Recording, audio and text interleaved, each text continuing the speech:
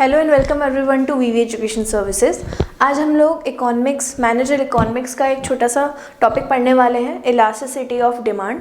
Previous videos में हम लोगों ने डिमांड के बारे में पढ़ा था कि डिमांड क्या होता है, law of demand, factors affecting demand, ये सारे टॉपिक्स हम लोग कंप्लीट कर चुके हैं। अब हम स्टार्ट करने वाले हैं एक नया topic, that is elasticity of demand.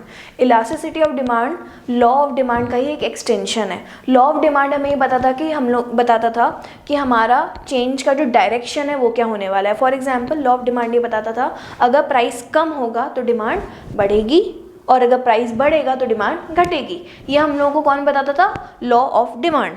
अब लॉ ऑफ डिमांड का ही एक्सटेंशन क्या होता है? Elasticity of demand.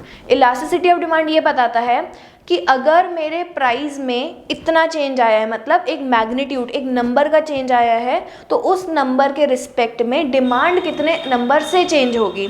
तो वहाँ पर जो लॉ ऑफ डिमांड था वो हमें बताता था डायरेक्शन ऑफ चेंज, और इलास्टिसिटी ऑफ डिमांड हमें बताता है मैग्नीट्यूड ऑफ चेंज। तो इलास्टिसिटी ऑफ डिमांड का फॉर्मूला क्या हो जाएगा यहाँ से?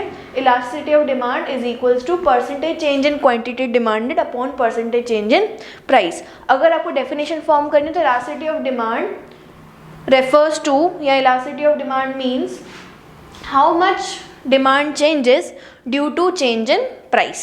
तो यहाँ से आपकी डेफिनेशन भी बन जाएगी और फॉर्मूला भी बन जाएगा। अगर आपको कहीं पे डेफिनेशन लिखनी हो तो आप बिल्कुल फॉर्मूला भी लिख कर आइए, आपको उसके लिए अच्छे प्रेजेंटेशन के एक्स्ट्रा मार्क्स भी मिल सकते हैं।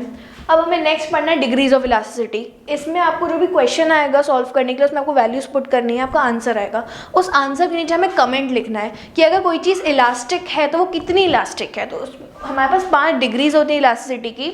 सबसे पहला है परफेक्टली इलास्टिक डिमांड। कोई चीज़ इलास्टिक होती है मतलब कितनी भी खिंच सकती है। आप प्राइस में 0 चेंज करो, अगर फिर भी आपकी डिमांड चेंज हो रही है, मतलब if change in price is 0 and percentage change in demand कुछ है, फिर भी मतलब प्राइस में कुछ भी चेंज नहीं हो रहा है, फिर भी मेरी अगर डिमांड चेंज होती है, ऐसी इलास्टिसिटी को हम कहते हैं परफेक्टली इलास्टिक डिमांड। अगर आपका आंसर यहाँ पे नीचे 0 होता है, anything divided by 0 is infinity, तो अगर आपका इलास्टिसिटी का आंसर इन्फिनिटी आ रहा है, मतलब आपको लिखना है कि इस प्रोडक्ट की डिमांड जो है वो परफेक्टली इलास्टिक है।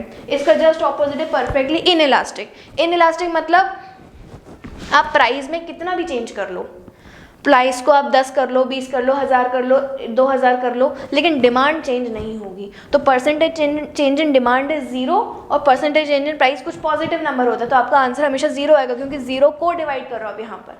जब डिनोमिनेटर में 0 आता है तो आंसर इन्फिनिटी आता है, जब न्यूमरेटर में 0 आता है तो आंसर 0 आता है। तो जब आपका इलास्टिसिटी का आंसर 0 आता है तो it is perfectly in elastic demand.